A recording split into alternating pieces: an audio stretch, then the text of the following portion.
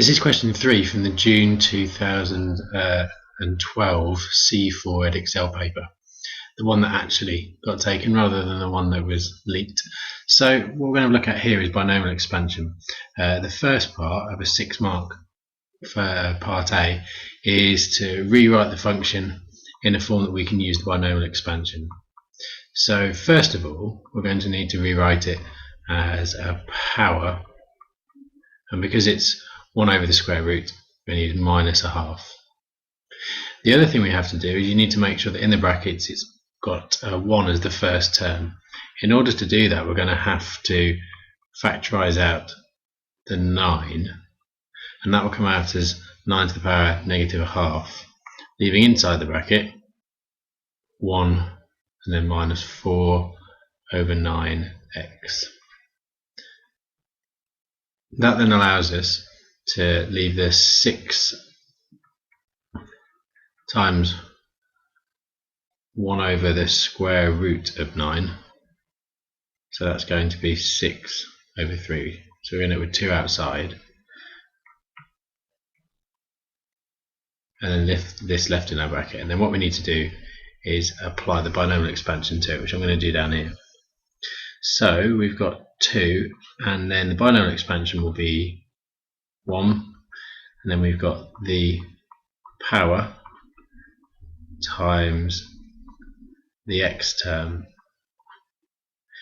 and then what we continue with is the power, and then the power with 1 taken off it,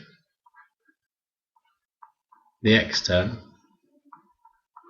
all squared, and this particular one is divided by 2 factorial, 2 times 1, which will just give us a 2, and we're asked to go as far as the x cubed term. So if we do one more, we've got the power with 1 taken off, and the power with 2 taken off, and then for the x term this time we'll be cubing it, and that is divided by 3 factorial, which turns out to be 6, and that will continue. If we do a bit of expanding, so I'm going to leave the 2 for now, and we'll have 1. We've got a negative times negative, so that's going to be plus. If we multiply those fractions, we end up with 4 over 18 x. For the next term, we've got a negative squared, 2 negatives multiplied each other, so it's still going to be positive. And if we start multiplying out these particular ones, we're going to end up with a half times 3 over 2, which will be 3/4, and that's being multiplied by 4 squared over 9 squared, and in a moment we'll halve all that. Now if I just do a bit of cancelling first, that 4 will cancel one of these 4s. If you use the divide by 2, that's going to end up as 2, so we can simplify it to 6 over 81.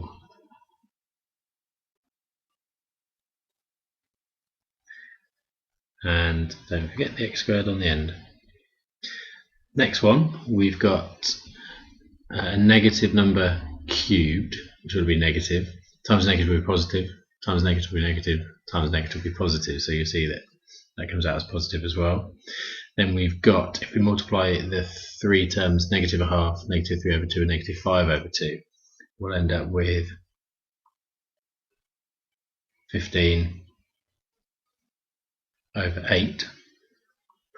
And then we've got 4 cubed and 9 cubed, and then in the moment that's all going to be divided by 6, which I'll just represent as 1/6, and that will be x cubed. So that leaves us with, if we do a bit of tidying up, 2 plus 4 over 9x double this one, and we end up with 12 over 81 x squared, and then you're just going to have to trust me with this one, 40 over 729 x cubed. Final little bit of simplifying is that the 12 over 81 here can be simplified a bit further. If we divide both of the top and the bottom by 3, that simplifies down to 4 over 27. And that's the answer to part A. Part B, which is almost exactly the same, but you'll see that instead of being negative, it's got a positive in it. So what that means is that for each of these terms, there'll be a positive number here instead. So all that will have the effect of doing is making that term negative. This one will stay positive, and then the next one will be negative.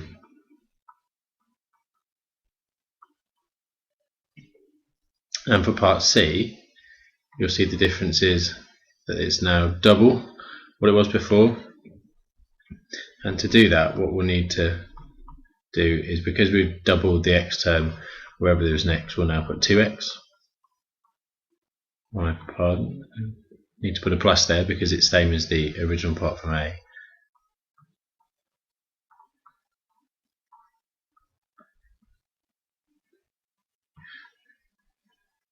And if we just expand out those brackets a little bit, you'll have your final expression. So we end up with 2 plus 8 over 9x plus, we'll end up with 2 squared, so end up with 16 over 27x squared, and then finally we'll have 40 times 8, which is 320, the 8 coming from cubing 2. And that's the binomial question, a slightly trickier one because it gives you a 9 minus 4x, and you have to take this factor out here. So that's the bit that just might catch some students out. Other than that, I hope you followed the process okay. Feel free to pause or add comments if you need any more information.